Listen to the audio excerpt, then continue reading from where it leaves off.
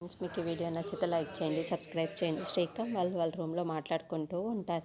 పల్లవి అటువైపుగా వెళ్ళి తొంగి చూస్తూ ఉంటుంది. అది చూసిన శ్రేయ బయటికి వచ్చి, ఏంటి పల్లవి తొంగి చూస్తున్నావు, లోపలికి రావచ్చు కదా, మా రూమ్లోకి వస్తే ఏదైనా తప్ప అని చెప్పేసి అడుగుతూ ఉంటుంది.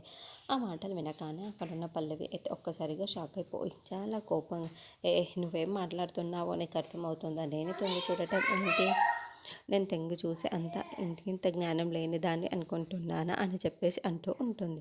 ఆ మాటలు వినగానే అక్కడున్న శ్రేయ మాత్రం మౌనంగా చూస్తూ ఉండిపోతుంది.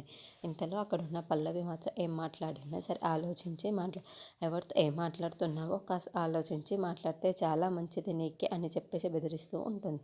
ఆ మాటలకి అక్కడున్న శ్రేయ మాత్రం, నేను ఏం మాట్లాడాను పల్లవి, నువ్వు లోపలికి వచ్చి మాట్లాడు అని చెప్పాను అని, నువ్వు బయట కానీ నువ్వు ఎందుకు ఇలా మాట్లాడుతున్నాను అని చెప్పేసి అడుగుతూ ఉంటుంది. ఆ మాటలు వినగానే అక్కడున్న పల్లవికి చాలా కోపం వచ్చేసి, ఏంటి ఎవరితో ఏం మాట్లాడుతున్నావో అది అర్థం చేసుకొని మాట్లాడు, నేను నిన్ను రూమ్లోకి దొంగి చూడటం అంత అవసరం నాకైతే ఏమీ లేదే, నువ్వు అలాంటి దానివైతే నీకు అలా అనిపిస్తుంది అని చెప్పేసి అంటూ ఉంటుంది.